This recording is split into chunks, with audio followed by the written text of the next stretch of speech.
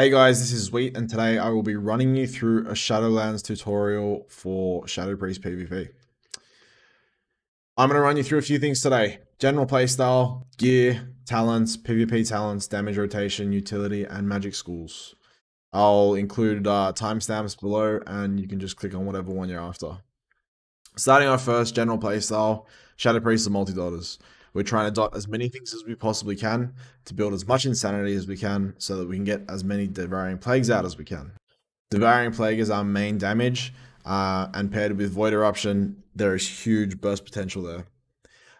It is currently in the game as of 9.0, the Shadowlands pre-patch, that Devouring Plague stacks to 3. However, it's not included in the tooltip that it does so. That is going to be included in Shadowlands, but just know that it is currently in the game. The idea will be getting as many Devouring Plagues on one target as you can to burst them down super quick. Jumping into gear. In Shadowlands, there is a new 25% cap on secondary stats. You will want to be aiming to get your haste and your verse as close to 25% as possible. Because of the stat squish, it's quite hard, but you have to try your best to do it. After haste and verse, haste being your best and verse being your second best, you will be aiming for mastery, followed by crit. Crit is pretty good in PvE, however, in PvP, because crits are reduced, and we also don't have our auspicious spirits as a right trait anymore, crit drops off in value. There are some crazy damage trinkets from Castle Nathria, which is the first raid, so you will ideally be aiming for that in Shadowlands. Also important to note that PvP trinkets are no longer a PvP talent. You will have to have a PvP trinket equipped. There is a benefit to having 2 PvP trinkets equipped, and that is 40% more verse, which is a huge chunk. Depending on the comp you're playing, you will probably swap it out for the PvE trinket. Right now, the PvE trinket is way too good to pass up, and on the beta, I have been crit for about 16,000, which is half of your HP. So yeah, it's still a little bit too early to tell what the meta is going to be, but I can see the raid trinkets being super powerful. Getting into talents in our first row, we are pretty much always going to take Unfurling Darkness. Death and Madness has no place in PvP at all. It's more for Mythic Plus. And Fortress of the Mind is not that good. To be honest, we aren't casting that many Mind Flays and Mind Blasts. Between being interrupted and CC'd, there's not a whole lot of time outside of the dotting. So we're pretty much always going to be playing that Unfurling Darkness, which pairs with some other talents, which I'll go through in a second. In the second row, there's 2 choices, Body and Soul for the movement speed and intangibility. I personally only ever play intangibility because the 50% heal is way too good to pass up. I know a lot of other priests really like Body and Soul. I'm just not a big fan of it. Coming into our third tree, Twist of Fate is not a bad pick. It just doesn't have a whole lot of effectiveness, and Misery is so good that you would just never drop it. What Misery will do is applies a Shadow Word Pain after you've applied a Vampiric Touch. So after you cast your VT, you get a free Shadow Word Pain, and then you also get another free cast Vampiric Touch, which will then also apply a Shadow Word Pain. It's just way too good. Coming into our fourth row, you're basically always going to take Psychic Horror. There's really no reason, unless you're playing with a Cyber to ever spec out of Psychic Horror. And even then, Last Word is not that great. Psychic Horror is pretty much always going to be a pick for most content. Coming into our fifth row, Auspicious Spirits is still pretty strong, even without the Azurite trait, and even with any nerfs, it's still pretty good. However, they've just announced that there is a Shadow Crash change coming, where Shadow Crash will be 1 charge and have a significantly increased damage. They haven't released the numbers around that yet, so we're not too sure what it looks like, but it could be super good depending on the balancing. Up next, Damnation. Damnation is insane. It's so good. Applies an instant Shadow Word Pain, Vampiric Touch, and Devouring Plague free of cost, which will proc Unfurling Darkness, which works with Misery. Just these three talents together are so good. They save so many globals, and they help you to keep your dots up. So that's really, really good. Now, the final row, you've got two choices: Ancient Madness and Hungering Void.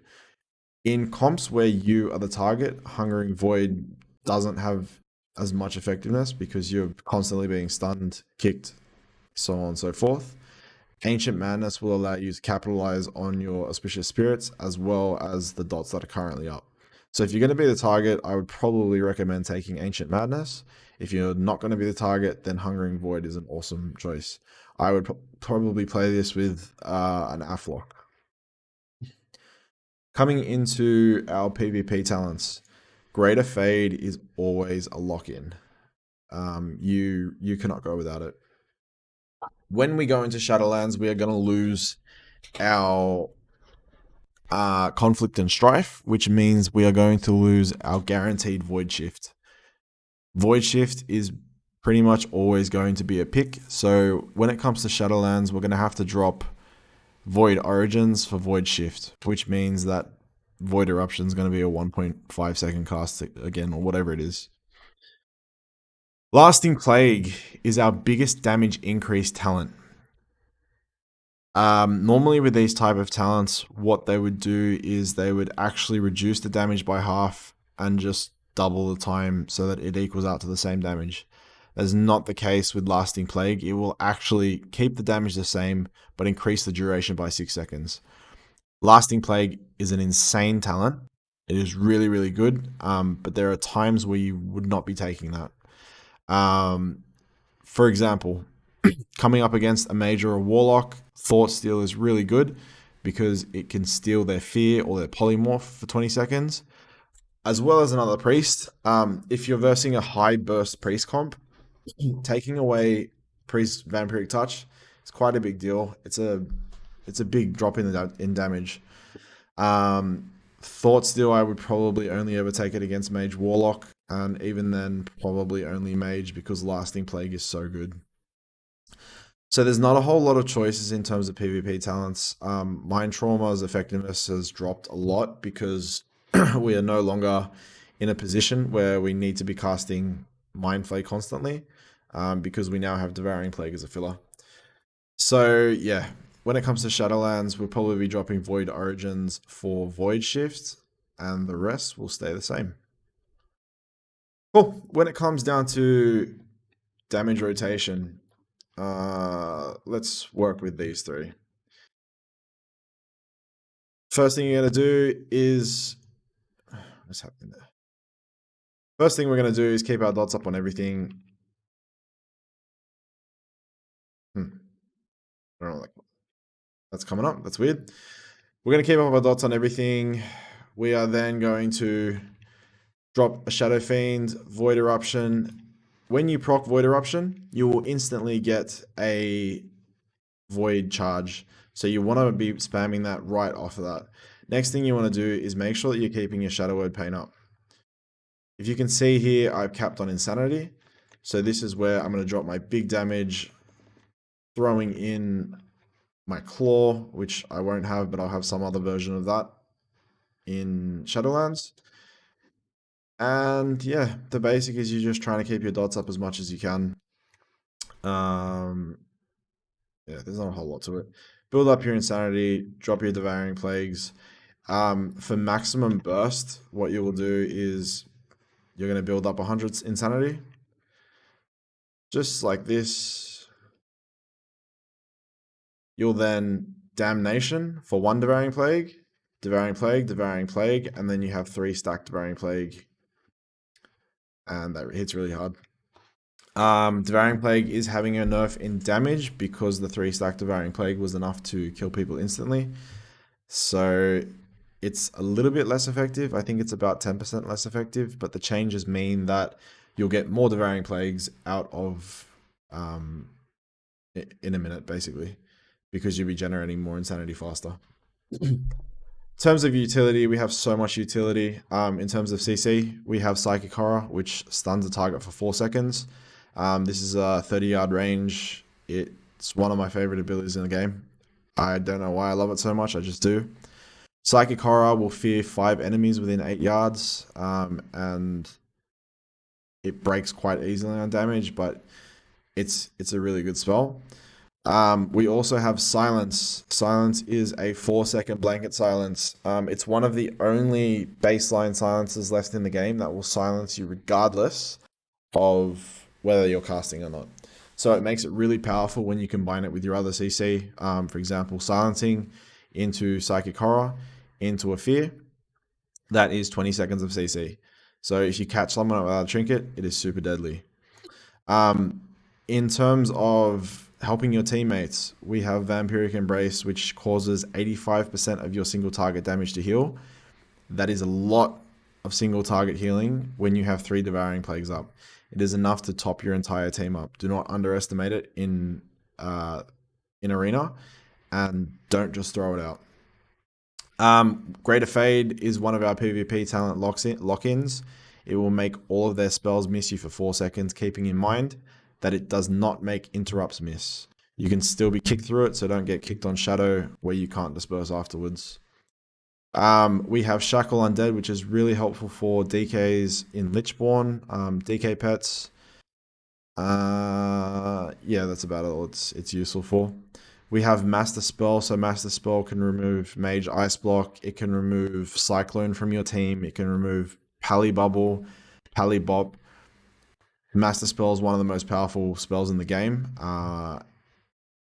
Yeah, try and get as many off as you can on Pally Bubbles and Mage Ice Blocks, and you will be so much closer to a win. Void Shift. Void Shift is so powerful. It will allow you to swap HP with someone in your party, usually the guy who's about to die, and then it will take your health to 25%. Normally, you'll not be dispersing. Normally, you won't need to disperse if you were doing life swap with someone.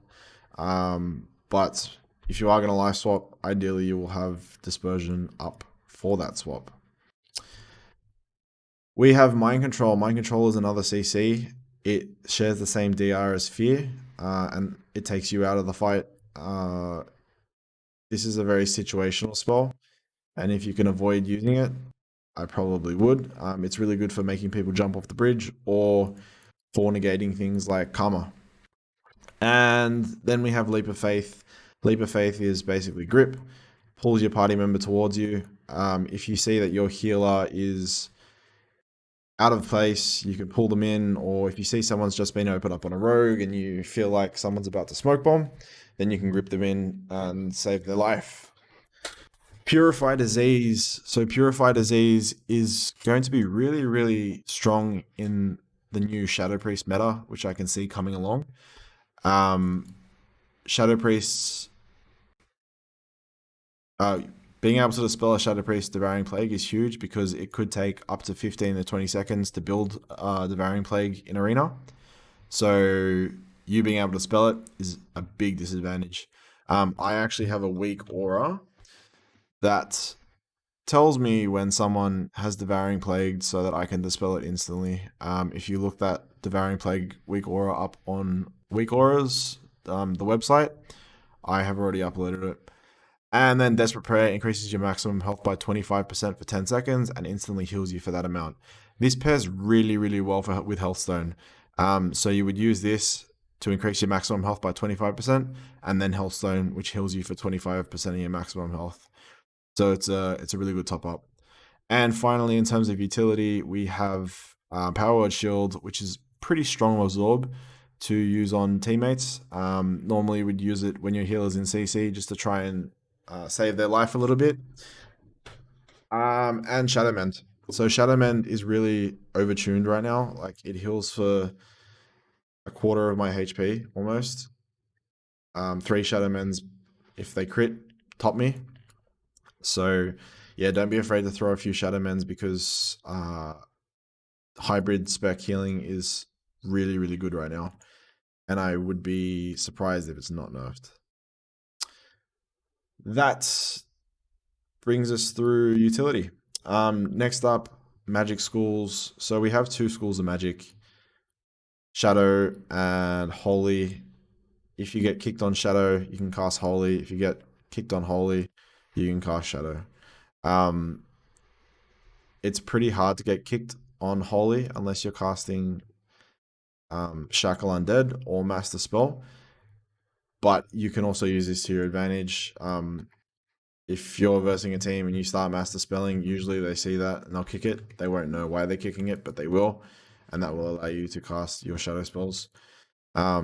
If you are trying to get a Pally Bubble off, casting a VT might bait a kick, and then you can Master Spell. It's very situational.